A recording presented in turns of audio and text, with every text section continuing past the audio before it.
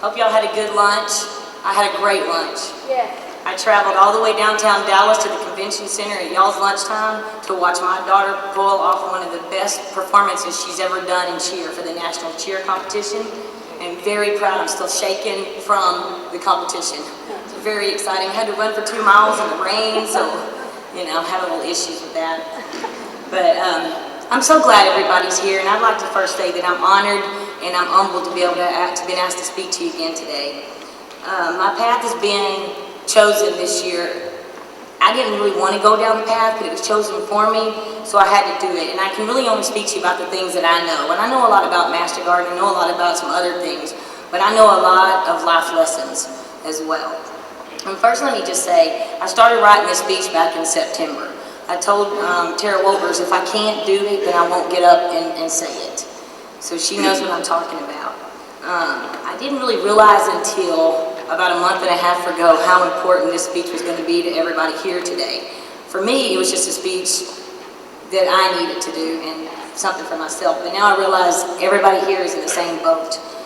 First, I want to start by saying, you know, last year I spoke for the first time in public about the tragic death of my daughter, Skylar, and some storms that I went through in my life. But what I didn't realize was that I kind of sugarcoated it too much for you guys. Because after the meetings, people came up to me and they told me they couldn't do the things that I had done because they weren't the kind of person that I am. They're not strong enough.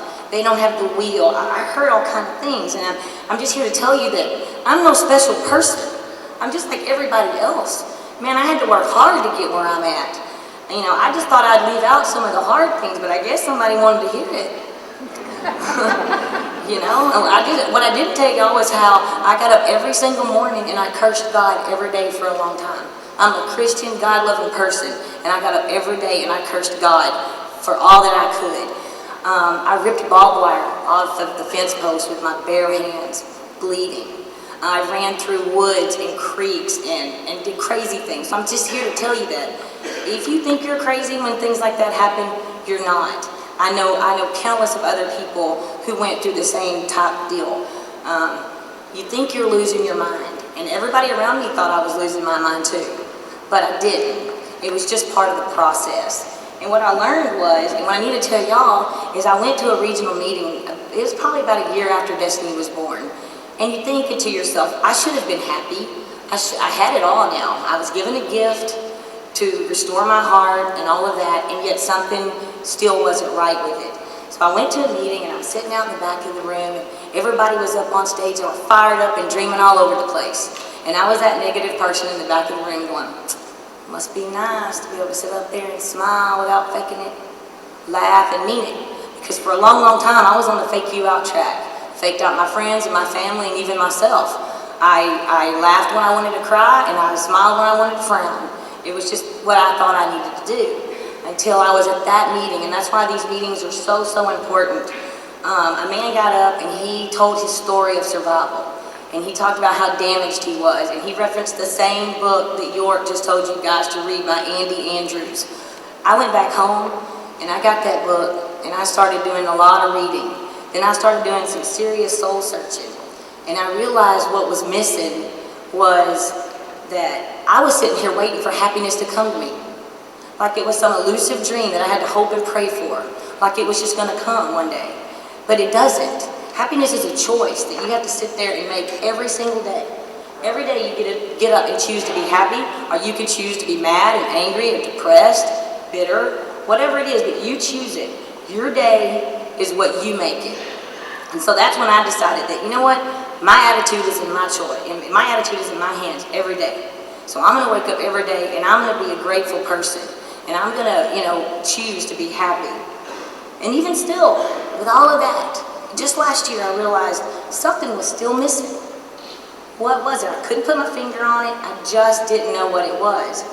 And then in January of last year, as I was up here giving my speech, I was already going through a storm. My Aunt Janie was diagnosed with cancer.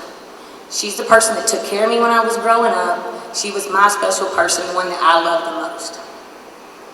We buried her on the same day that I buried my daughter in May this year. But selfish as I am, and I can be, I got to her side of her bed and I laid down there with her and I said, Aunt Janie, I need more time. I have a lot of answers and I need questions. And you know, weak and barely able to speak, she looks at me and gives me her one last piece of advice. She tells me simply, Susan, you gotta forgive. And I realized then, I had a lot of stuff I was holding on to from Skylar, all of it, my whole life. I just had a lot of stuff. And it was in that moment that I realized in my hardest and one of my toughest years that I had gotten the best gift I'd ever received in my life, the gift of forgiveness. And I'm telling you people, it was hidden in plain sight and it didn't cost me a thing, but yet it's been worth everything to me. It's available to everyone, but only few of you are going to use it, and that's really sad. I'm going to tell you, forgiveness, my friends, it's no easy process. It is a process.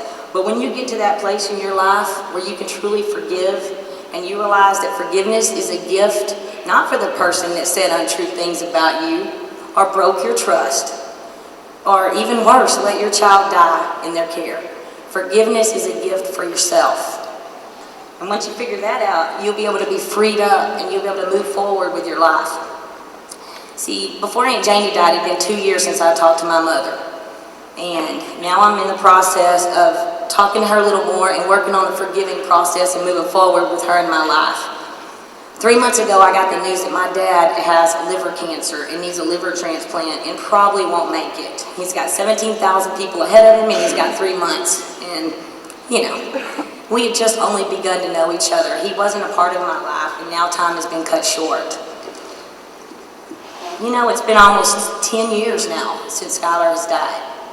And I can finally say, and I know James Wilkerson can't do it because I've talked to him, but I can finally stand up here and say that I forgive Brenda Yarborough for the pain and the suffering that she's caused me and my family. I know she didn't do it on purpose. I know she was a good person and it was an accident. And I forgive her for that. I forgive Mother for things that she could have done and Father for not being there. I just forgive everybody now. And I'm telling you what, it feels so good. It's just like, you just feel so free and you can finally be happy and you can have everything that you want, but it all really comes with forgiveness. And I'm thinking, if I can stand here today and I can forgive Brenda Yarborough, the one that's directly responsible for the death of my child.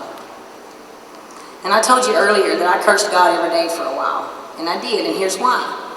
My father-in-law, a very wise Christian man, told me one day because he knew the storm was coming.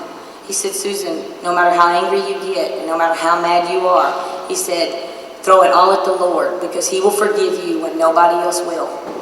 And I'm going to tell you, it's the truth.